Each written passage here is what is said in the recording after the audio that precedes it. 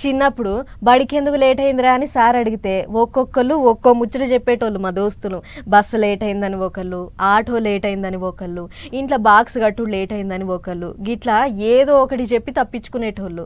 గిట్లనే దినం కొలువుకు లేట్ ఎందుకు వస్తున్నావయ్యా అని పెద్ద ఆఫీసర్లు అడిగితే ఓ పోలీస్ అన్న ఏమని చెప్పిండో చూడుర్రి. దినామ్మ ఇంటి ఆమె కళలకొచ్చి ఎదల మీద ఊకొని పానం తీయనికి చూస్తాంది, రక్తం తాగుదామని చూస్తాంది.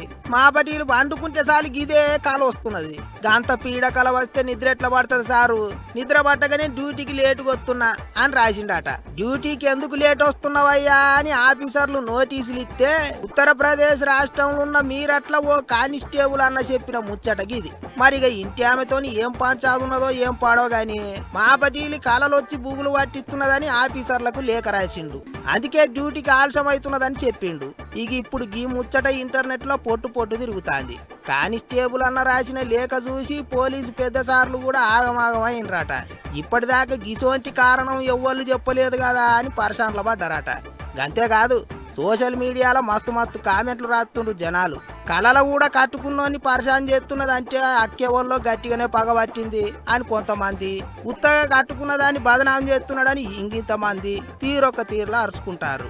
అన్నేమో గాని డ్యూటీకి ఆలస్యంగా ఎందుకు వస్తున్నావని అడిగితే ఎంతో మంది ఎన్నో తీర్ల ముచ్చట్లు చెప్తుంటారు. గిసోంటి ముచ్చటినుడు మాత్రం గిదే తొలతసారి అనుకుంటారా అందరూ.